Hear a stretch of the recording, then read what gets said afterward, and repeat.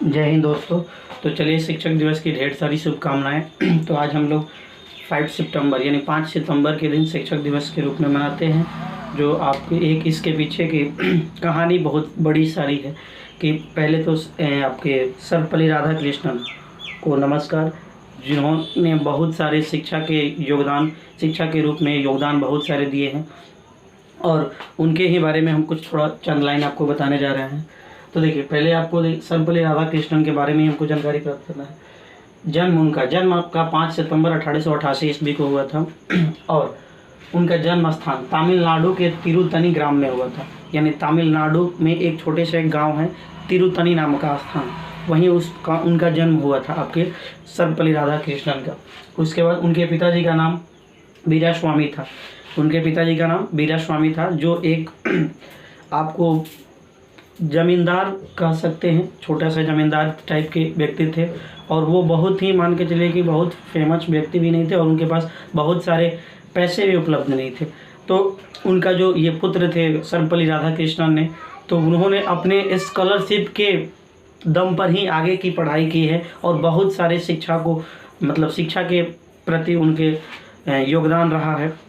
और उनके देखिए, उनके माताजी का नाम है सीतम्मा था, माता का नाम सीतम्मा था, और उनके पत्नी का नाम शिवकमु अम्मा था। देखिए, इनकी पत्नी आपका सर्वपल्ली राधाकृष्णन का विवाह लगभग 17 साल की उम्र में हो चुका था। वो एक दूर की चचेरी बहन थी, उन्हीं के साथ हुआ था। और उसके बाद देखिए, उसके बाद इनका मृत्यु के बारे में बताया गया है कि 17 अप्रैल 1975 को चेन्नई में इनका निधन हो गया था, मृत्यु हुआ था।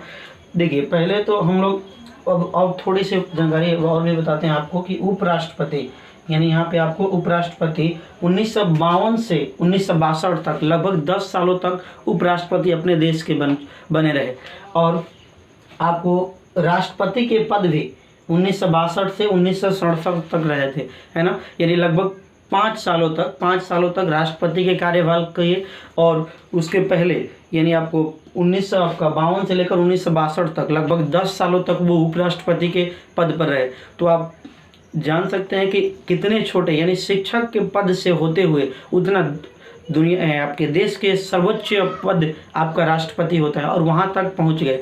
तो इनके पीछे बहुत सारा कहानी है कि इन्होंने लगभग रूस में 10 सालों तक राजदूत का काम किया है। फिर उसके बाद आपके कई यूनिवर्सिटी में कुलपति के भी रूप में कार्य किए हैं।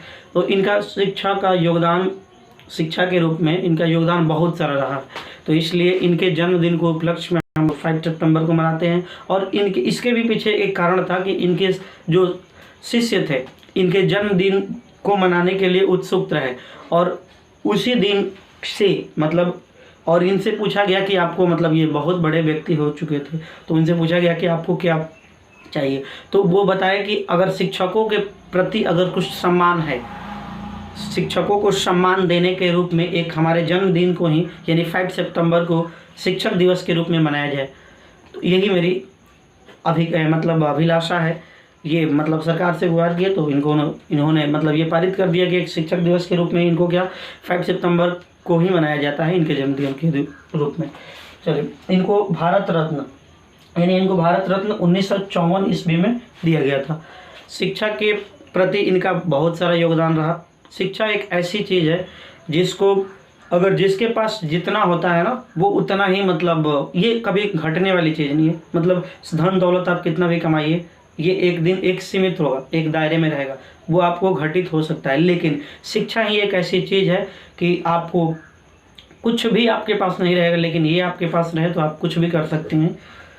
तो इतना ही कहकर हम अपने वाणी को विराम देते हैं। लगभग आपको शिक्षक दिवस के रूप में जानकारी अच्छा ही मिला होगा, तो उम्मीद करते होंगे कि आपको ये अच्छा लगा होगा।